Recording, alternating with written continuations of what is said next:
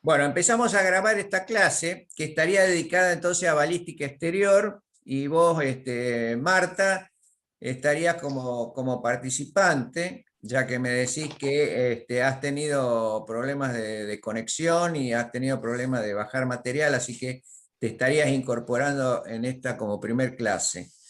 En balística exterior, comienza todo el estudio de la balística exterior cuando la bala está saliendo de la boca del arma. ¿Y me escuchás bien, Marta? Sí, sí, correcto, Bueno, perfecto. entonces decíamos que la balística exterior, el estudio de la balística exterior nace cuando la bala abandona la boca del arma, acompaña a la bala en todo lo que es su trayectoria hasta el impacto en un blanco. Entonces, este es el primer tema general de la balística exterior, el estudio de la trayectoria, en donde nosotros podemos estar hablando de definiciones como de dirección, en el sentido de decir, bueno, un arma está, o un disparo está bien direccionado en altura, si es corto o largo, o en dirección, hacia la derecha o hacia la izquierda. Luego podríamos estar hablando de la distancia y el alcance. Distancia, por un lado, podría ser la distancia máxima a la que puede llegar una bala. Entonces, una bala perdida podría estar llegando a los 1500 metros. Pero lo que nos interesa a nosotros es la distancia de alcance eficaz. Es decir, que con una pistola, por ejemplo, de puño, un arma de puño, que es la pistola, podríamos estar apuntando y pegando a un objeto que se encuentra en el orden no más allá de los 50 metros. En cambio, con un fusil nosotros podríamos estar ejerciendo una puntería efectiva, un alcance efectivo, en 300 o 400 metros. Así que todos estos serían factores que determinan lo que es la trayectoria de esa bala.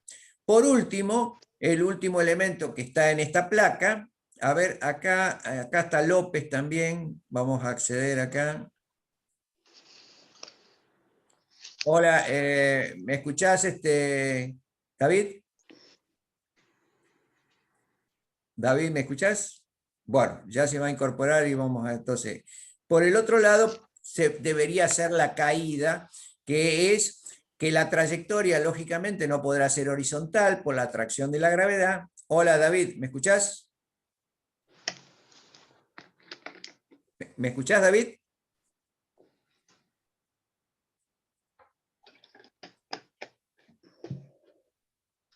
Falta que conectes el audio, David. Ahí recién veía una imagen. Bueno, seguimos adelante.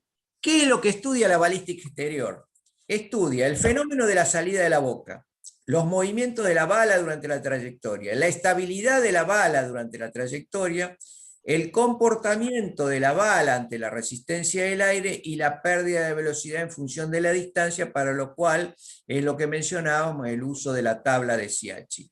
Rápidamente, entonces, vos me decís, Marta, que si hay algo, yo voy a tratar de ir rápido porque así nos ponemos al día, porque ya con David estas cuestiones ya las hemos visto. Me decís si te queda alguna duda. El fenómeno de la salida de la boca es estudiar todo lo que pasa prácticamente definido en los 2 primeros metros de la trayectoria. Los 2 primeros metros de la trayectoria son algo particular. ¿Por qué es algo particular, David, los 2 primeros metros de la trayectoria? Hola, profe. Hola, ¿qué tal? Em, ¿No estuviste en la clase anterior? sí, no pude conectarme. Claro. Bueno, ¿por qué decimos que los 2 primeros metros son de un comportamiento particular de la bala en la trayectoria? Em, Porque en los dos primeros metros, digamos, se tendría lo que sería un impulso de los gases que provocaría al momento de disparo, digamos, Sí. y la bala iría de forma más lineal hasta cierto punto en el cual ya comienza a cambiar de dirección. Bueno, resumiendo, lo que podríamos decir es que en los 2 primeros metros la bala no marcha sola, sino que va acompañada por los gases y por partículas metálicas o partículas que son el residuo de la pólvora que sigue entrando en combustión, que no ha terminado de terminar su combustión. Entonces, estas cuestiones hacen que tengamos la bala, tengamos los gases y tengamos las partículas, ya sea metálicas o de pólvora. Y a su vez hay una gran inestabilidad de la bala. Todo esto es de análisis para los disparos a muy corta distancia y le llamamos el fenómeno de la salida de la boca porque se manifiesta desde el momento que está saliendo de la boca a no más allá de los 2 metros, que superados esos 2 metros, en general es una aproximación, ¿no es cierto? Ya la marcha de la bala será sola en la trayectoria. Muy bien. El movimiento de la bala durante la trayectoria se va a caracterizar porque aparece un tercer movimiento. Ese tercer movimiento es el movimiento de precesión. ¿Por qué hablamos de tercer movimiento?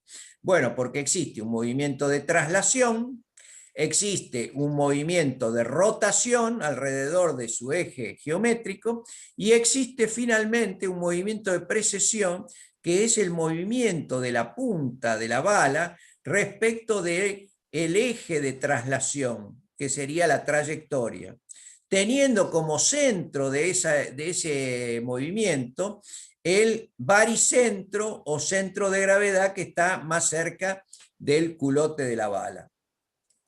Dicho esto, entonces, nos aparece un problema, que es el problema de la estabilidad de la bala. La estabilidad de la bala, caracterizado por qué? Y bueno, porque si la bala avanza y su punta empieza a apartarse de la trayectoria, estaríamos en una situación de peligro de que la bala pudiese volcar respecto de un eje, como está dibujado en esta placa, de un eje ecuatorial.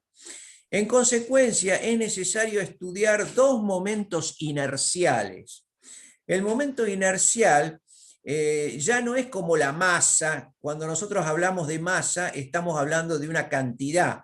Es decir, estamos hablando a lo mejor de 8 gramos, de 14,9 gramos. Eso es la masa, ¿no es cierto? O el peso, si lo referimos como peso en otras unidades. Pero en cambio, el momento inercial nos está refiriendo a esa masa, pero desde el punto de vista de su distribución. Es decir, si nosotros observamos la bala, vemos que la distribución de la masa es mayor para el lado del culote y menor para el lado de la punta. Es decir, la distribución de esta figura es una distribución propia de una figura con punta ojival, ¿no es cierto? Y un culote chato, cortado acá. En cambio, si nosotros tomáramos, por ejemplo, una esfera, bueno, la distribución de masa es una distribución mucho más homogénea, porque hacia todos los lados, respecto del eje que se nos ocurra tomar, ¿no es cierto?, siempre va a ser la misma distribución de masa. Acá no. Acá si nosotros tomamos un eje, como estamos viendo, ecuatorial, acá la distribución de masa hacia atrás va a ser mayor y la distribución de masa hacia adelante va a ser menor. En consecuencia, van a haber 2 momentos inerciales referidos a 2 ejes. Si yo refiero la distribución de la masa y la refiero respecto de un eje axial, entonces tengo el momento de inercia axial. Es decir, un momento que ayuda a la estabilización de la bala, ya que la estabilización de la bala es estabilización giroscópica, por el giro casualmente alrededor de este eje. Mientras que si yo ahora lo planteo, la distribución de la masa respecto de un eje ecuatorial, que sería el momento de inercia ecuatorial, como está dibujado acá, se ve, ¿no? Se ve la imagen que yo estoy mencionando. ¿Se ve, David? Sí, ¿Se sí, ve, Marta? perfecto, profe. Sí. Bueno, entonces, si yo ahora refiero la distribución de masa respecto de este eje ecuatorial, entonces ya es distinto. Ya aquí me aparece el peligro de vuelco, porque lógicamente la distribución de masa de este eje hacia atrás no es lo mismo que de este eje hacia adelante, que es la punta con menor distribución de masa. De esta manera entonces queda planteado que la estabilidad de la bala va a estar determinada por analizar el momento de inercia axial, que es el estabilizante, y analizar el momento de inercia ecuatorial, que es el desestabilizante. Es así entonces que nosotros podemos calcular ese momento de inercia axial con esta fórmula, en donde tenemos la masa y tenemos el calibre, ¿no es cierto?, al cuadrado, que sería en el sentido radial. En el sentido radial nosotros tendríamos el diámetro de ese culote, que sería el calibre. Es decir, que tenemos la masa, la cantidad de masa, pero multiplicada por la distancia a ese eje de rotación, materializado como un promedio de A al cuadrado. Pero como este cuerpo, ¿no es cierto?, tiene la característica de ser, como decíamos, de punta ojival, bueno, corresponde un coeficiente a la forma de 1/8. Es decir, 1/8 de la masa por el calibre al cuadrado nos estaría dando el momento de inercia axial. ¿Cuál es el momento de inercia ecuatorial? Bueno, ahora ya es en dos direcciones, porque si yo tomo un punto cualquiera de la superficie de la bala, para determinar cuál es su posición respecto del eje ecuatorial, es como si yo estuviera hablando de latitud y longitud. Es en dos sentidos. Es decir, en un sentido radial estaría el calibre, pero en un sentido longitudinal estaría el largo de la bala. ¿Se entiende? Es decir, que un punto cualquiera, para referirlo respecto de ese eje ecuatorial, tengo que decir qué distancia media en sentido radial y qué distancia media en sentido longitudinal. ¿Se entiende, David? ¿Sí? Marta, ¿se entiende? Sí, profe, sí. Por eso entonces en la fórmula aparece L, que es largo de la bala, y A, que es el calibre de la bala, con sus coeficientes, que son un denominador de 12 en el largo de la bala y 16 en el calibre, ¿no es cierto? Esos números 12 y 16 serían ajustados a lo que es la forma de la bala, que es una forma ojival. La masa multiplicada entonces por estas dos ecuaciones. Muy bien. La estabilidad, ¿cómo queda determinada finalmente? El cociente entre el momento inercial ecuatorial, que es el negativo, dividido por el momento de inercia axial, que es el momento positivo.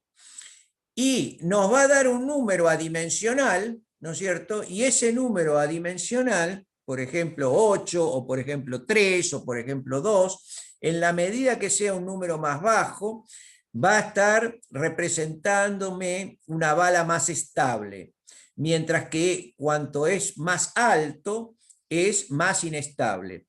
Es por eso que si nosotros, por ejemplo, comparáramos el resultado que me da este cociente en una bala de arma de puño, me va a dar números muy bajos. Por ejemplo, 3 o 2 o 4. En cambio, si este cociente lo hago respecto de una bala de fusil, que son más inestables, me va a dar valores de 8, 9, 10, 11. Y es la forma de objetivizar la inestabilidad de las balas. Lógicamente, esa inestabilidad de las balas tiene que ser superada en la trayectoria, tiene que tener una buena estabilidad. Es por eso que, ¿con qué logramos la estabilidad finalmente de las balas? David.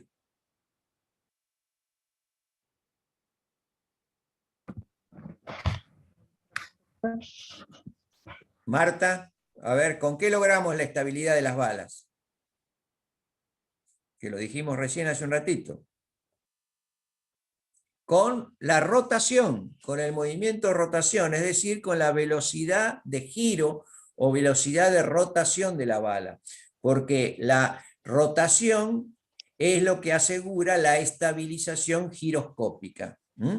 Entonces, no nos podemos sorprender por qué una bala de puño, de arma de puño, ¿no es cierto?, va a tener una velocidad de rotación mucho más baja que una bala de fusil, porque la bala de fusil, al ser muy inestable, necesita ser estabilizada con grandes velocidades de rotación. Esto después lo vamos a entrar más en detalle. Resistencia del aire. Bueno, la resistencia del aire se manifiesta como las balas se mueven a grandes velocidades, a altísimas velocidades, se manifiesta como un golpe de presión de las capas de la atmósfera que van a tratar de frenar a la bala en su avance.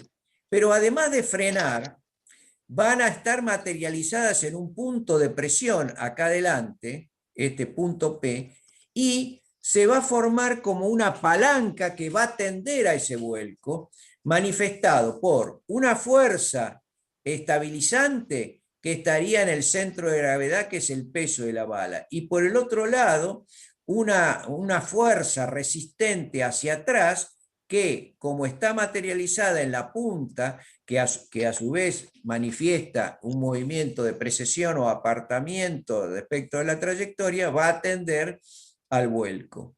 Es decir, esto es desde el punto de vista de la resistencia del aire. La resistencia del aire se puede calcular, es una fuerza de presión, no tanto fuerza de rozamiento, que también se pone de manifiesto, pero la fuerza de rozamiento se pone más de manifiesto en los cuerpos que van a muy escasa velocidad. Por ejemplo, un maratonista, por ejemplo, un ciclista, a la velocidad que van, el rozamiento es más importante que la fuerza de presión, no llega a manifestarse fuerza de presión.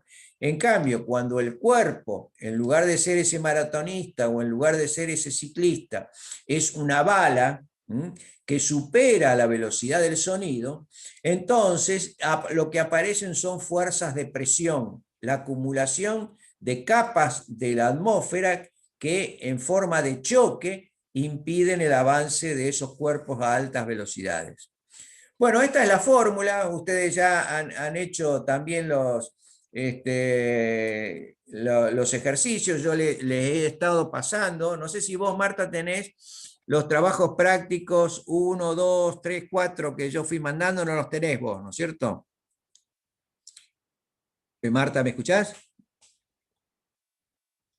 Marta. Sí, profe. ¿De este segundo módulo dice? No, del primero, yo les he ido mandando Sí. los trabajos prácticos 1 y 2 con todos estos cálculos. Yo te lo voy a mandar porque creo que vos no lo tenés. Yo te lo voy a mandar así lo ves. Y tengo los PowerPoint igual, Ajá, pero no sé si es. el trabajo práctico. No, trabajo práctico. Claro, ya te voy a mandar. Bueno, en uno de esos trabajos prácticos, ¿no es cierto? Creo que es el 3, nosotros estamos calculando la resistencia del aire para distintas balas. ¿Y dónde va a ser mayor esta fuerza resistente? Y en las balas que tienen más velocidad, porque fíjense que en esta fórmula la velocidad está al cuadrado. ¿Qué elementos hay en esta fórmula? Bueno, un coeficiente K que tiene valor 0,1 kilogramos por segundo al cuadrado dividido metro a la cuarta por la sección, es decir, la sección recta de la bala, del culote, y finalmente la velocidad al cuadrado. Lógicamente, las balas, por ejemplo, una bala 9 milímetros que se mueve a 350 metros por segundo va a tener un valor más alto de presión que se oponga a su avance que una bala 1125 que tiene 240, 250 metros por segundo. Entonces, la bala 1125 está por debajo de la velocidad del sonido y la bala 9 milímetros está por arriba de la velocidad del sonido. Bueno, el otro tema es la succión. Así como nosotros dijimos que en el frente se manifiesta la presión, el golpe de las ondas de presión en la punta, por el otro lado, esas lenguas de aire de la atmósfera que acompañan, van a ir lamiendo la periferia de la bala, cuando llegan al culote, en la parte de atrás, se produce un torbellino. Y en consecuencia ese torbellino produce succión, es decir, la chupa a la bala. Es por eso que vemos que en las balas que tienen culote chato, la succión es mayor, mientras que las balas, que son las de fusil, que tienen el culote chaflanado, es decir, disminución del diámetro del culote, la succión es menor. Entonces lo que estamos viendo acá son 3 soluciones para el fenómeno de succión, en donde lo disminuyen. Uno es disminuir el diámetro de las balas, es el caso del culote de las balas, es el caso de las balas de fusil. Otro, tener culote hueco. Y otro es que se pone de manifiesto en las balas que son trazantes luminosas y que tienen fósforo que va quemando en la parte trasera. Todas estas, entonces, todos estos diseños logran superar el tema de la succión y disminuirla. Esta es la fotografía de una bala con chaflán de culote encamisada, calibre 7.62. Pérdida de velocidad. Y acá entramos entonces en lo que yo quiero llegar, que es el uso de la tabla de Schiachi. Para utilizar la tabla de Schiachi tenemos que introducir el coeficiente balístico italiano de Schiachi, que es esta fórmula. El coeficiente balístico lo vamos a poner de manifiesto o representar con una letra C minúscula. ¿Qué es lo que hay en el numerador? El peso de la bala. ¿Qué es lo que hay en el denominador?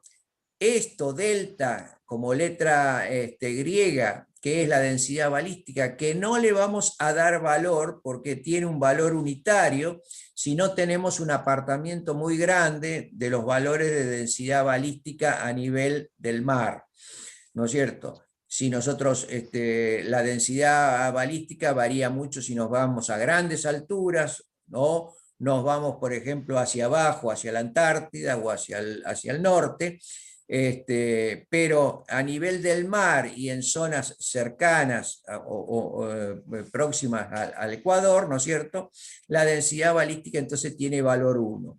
En consecuencia, le vamos a dar un valor 1 para no complicar este cálculo, y los otros elementos que están en el denominador van a ser el coeficiente de forma con la letra I minúscula y el calibre al cuadrado. Normalmente P sobre A cuadrado suele llamarse relación fundamental.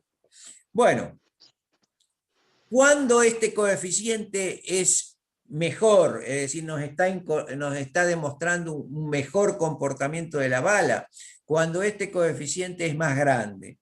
¿Y cuándo va a ser un menor comportamiento de la bala? Cuando este coeficiente es muy chico. Pero vamos a ver lo siguiente. Para armar este coeficiente es necesario que nosotros le asignemos un valor al coeficiente de forma. El coeficiente de forma dijimos que es esta letra I, coeficiente de forma. Y lo podremos encontrar en esta tabla. Marta, ¿vos ya has accedido a esta tabla? Sí, es lo que tiene que ver con lo que ya rendimos del primer, digamos, No. lo del balística 2, pero Pero vos no rendiste, no, vos no rendiste balística 2. no, el 1 rendí. Claro, claro. No. Sí, no, nada que ver. Claro, el coeficiente Pero de forma. Sí, decime. Pero usted nos dio, igual en Balística 1, un PowerPoint donde están todas las características de las balas, así como la está Sí, presentando ahora. claro, pero ahora le vamos a dar una interpretación particular para poder armar el coeficiente balístico. Entonces, siempre les voy a seguir presentando el mismo tipo de balas porque es casualmente donde nosotros vamos expurgando características para lo que pasa en el arma antes de que salga de la boca del cañón y características que las vamos a utilizar cuando sale de la boca del cañón. Acuérdense que en Balística 1 nosotros nos hemos movido con las características del rayado, del calibre, todas esas cuestiones particulares de las armas, nos hemos movido con las características de las balas, pero ¿qué pasa? Para contestarnos la pregunta, ¿qué pasa durante el recorrido de la bala hasta que llega a la boca del cañón? Que es la balística interior, ¿no es cierto? Lo que nosotros estamos viendo ahora es de la boca hacia afuera. Y entonces, Las que nosotros hemos visto como balas encamisadas, la 1125, la 9 milímetros, en estas dos versiones, en donde vemos acá una bala más ojival y otra más redondeada, bueno, a eso le vamos a asignar los mejores coeficientes de forma, 0,5 a 0,6, que serían los coeficientes más bajos. Y en la medida que nosotros avanzamos en todas estas balas, que es las balas expansivas, que te acordarás, Marta, hemos visto, balas expansivas, de punta hueca más profunda, de punta chata, de punta hueca muy profunda, o la Glaser Safety Slack, en la medida entonces que abandonamos las balas estas que son más estables, a balas más inestables y más heterogéneas, va a ir aumentando la asignación de este coeficiente de forma, de 0,506 pasamos a 0,607, 0,708, 0,809, 0,9, 0,95 y 0,95, 105. Sí, decime, David. Sí. Tengo una pregunta. ¿En algún momento de este año se va a poder realizar lo que sería alguna clase presencial, digamos, tipo práctica, para que nosotros podamos observar, digamos, todo lo que nos está mostrando acá ahora, en teoría, lo que sería... No, lamentablemente no. Yo lo que sí les voy a mostrar son videos. Vamos a ver videos de disparos y qué sucede, porque a continuación de esto que estamos viendo, que es la balística exterior, vamos a ver luego la balística de efectos. Y en la balística de efectos, entonces, allí vamos a ver videos en donde se observa cómo penetra, cómo avanza una bala y cómo deforma al blanco. Y esa es la parte, diríamos, más práctica. Bueno, seguimos adelante. Entonces, con estas balas, nosotros podemos estar armando, como ya conocemos, desde una bala pesada a balas más livianas, cómo es el comportamiento balístico. Y entonces, fíjense, P sobre A cuadrado, en este caso nos daría 0,12, acá 0,066, coeficiente de forma 0,5 acá y nos vamos avanzando hacia valores más altos, 0,93, y finalmente tenemos coeficientes balísticos 0,218, 0,198, 0,121 y 0,071. Lógicamente, el valor más alto, ¿quién lo tiene de coeficiente balístico, David? Del 11 milímetros. Claro, exactamente, que es la bala más estable. ¿Y el valor más chico, quién lo tiene, Marta?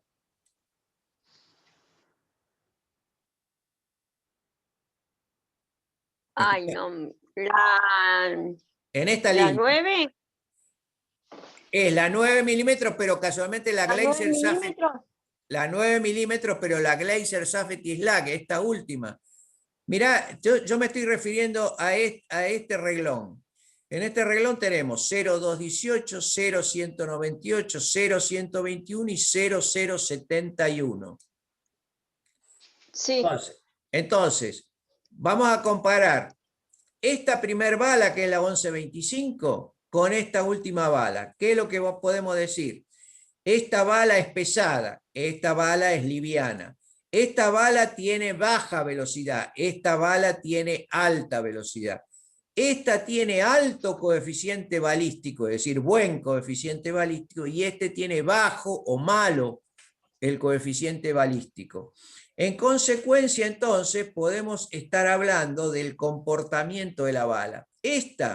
Si nosotros a esta bala, lo mismo la 22, no la dotamos de altas velocidades, ya sea de traslación como fundamentalmente de rotación, estas balas tendrían una mala trayectoria. Pero como no nos podemos dar el lujo de tener balas con mala trayectoria, todas tienen que tener buena trayectoria, entonces a estas balas hay que dotarlas de muy alta velocidad lineal y muy alta velocidad de rotación. Y para darnos cuenta de cuáles son las balas que necesitan esa velocidad alta, es que analizamos el coeficiente balístico. Vemos que el coeficiente balístico es muy malo. Entonces no nos podemos sorprender si está animada de una velocidad de 574 metros por segundo, mientras que la 1125 tiene un coeficiente muy bueno y entonces está animada de una velocidad mucho más baja. ¿Por qué? Y porque no la necesita, no necesita tener altas velocidades. ¿Se entiende, Marta? Sí, sí. Bueno, seguimos entonces. Entonces decimos, esta bala es muy estable, tiene poca pérdida de velocidad, esta bala es muy estable, va a tener altas pérdidas de velocidad, porque asociamos la pérdida de velocidad con el choque frontal. ¿Quién va a recibir más choque frontal? Que era con esa resistencia del choque que veíamos recién. ¿Esta bala o esta bala? ¿Cuál va a sufrir más resistencia al choque? Sería la de 11 milímetros. No, La de baja, la muy la más chica. estable. No, acuérdense, las balas, porque tienen una alta velocidad, sufren un choque frontal, que es la fuerza de presión, que es la que los va a frenar. Pero en la fórmula, vamos a la fórmula, vamos otra vez a la fórmula, en la fórmula está la velocidad al cuadrado. En consecuencia, las balas que tienen más velocidad van a tener más choque, que es esta fuerza R. En consecuencia, yo acá, Más velocidad. claro, la bala esta, la 1125, tiene una velocidad de 255 metros por segundo, mientras que estas dos balas tienen 350 y 340. En consecuencia, van a sufrir más resistencia de choque frontal. Y si reciben más resistencia de choque frontal, van a perder más velocidad. La 1125 va a perder muy poca velocidad y estas dos van a perder mucha más velocidad. Por eso es que ahora vamos a analizar las pérdidas de velocidad con la tabla de Schiachi. Con la tabla de Schiachi nosotros podemos calcular la pérdida de velocidad que tiene cada bala. Fíjense acá, por ejemplo. En esta tabla nosotros tenemos en esta columna de la derecha las velocidades iniciales, las velocidades de salida. Y acá abajo el cociente X sobre C, es decir, distancia dividido el coeficiente balístico que acabamos de ver. Entonces, por ejemplo, la 1125 tiene un coeficiente balístico de 0,218 y una velocidad inicial de 2,55. Para entrar en estas columnas de acá abajo, yo tengo que dividir X dividido 0,218. Entonces, supongamos que yo lo quiero calcular, como dice acá, a los 35 metros. Sería 35 dividido 0,218. A ver, David, ¿cuánto da 35 dividido 0,218?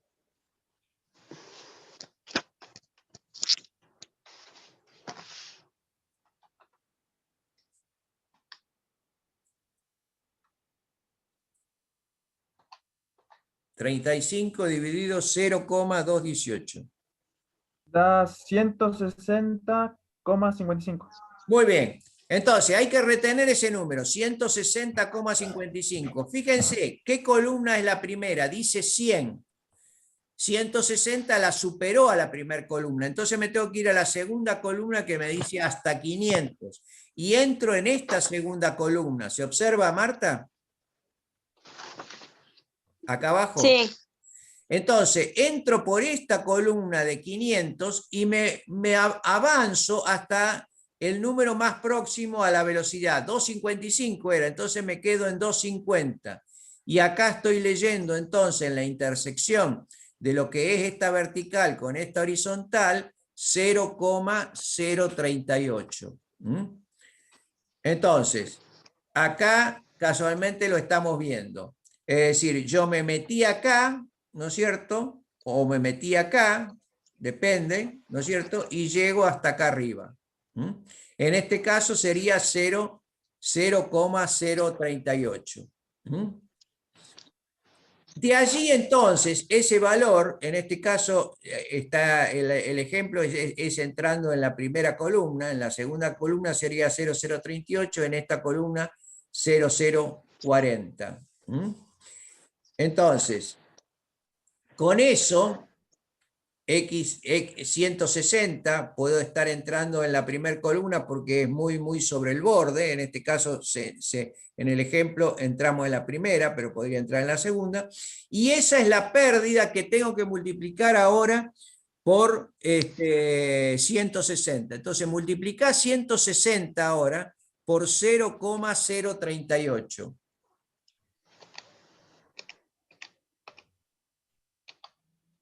0,088. 0,038. Me da 6,08. Quiere decir que en los primeros 35 metros la pérdida de velocidad fue de 6 metros por segundo. Si salió con 255, le tengo que restar 6 y me queda entonces 249. Es decir, que yo puedo saber exactamente, con una aproximación muy válida, que una bala 11.25 sale con 255 metros por segundo y cuando avanza a los 35 metros ya anda en 249 y así sucesivamente puedo calcular metro a metro. ¿Se dan cuenta? ¿Se entiende, Marta? Sí, profe. ¿Este PowerPoint después nos envía? Sí. Yo creo que David ya lo tiene ¿no es cierto? Vos lo tenés. Sí, ya lo tengo. Sí, te lo tengo que mandar a vos porque vos te estás sumando ahora. Te voy a mandar varios PowerPoint porque uno es y otro Porque, es... claro, yo me confundía con los otros que había recibido yo el año pasado. Claro, no, estos son nuevos. Bueno, y acá en esta tabla de pérdidas vemos cómo, ¿no es cierto? La pérdida, ¿ves? 2.55, estamos en 2.49, ¿no es cierto? En cambio, la Glacier Safety Slack salió con 574 y usando la tabla vemos que en los primeros 35 metros, siempre en la misma distancia, le quedan 493, es decir, mientras la bala 11.25 solamente perdió el 2,5% de su velocidad en los 35 primeros metros, la bala Glacier Safety Slack pierde el 14%.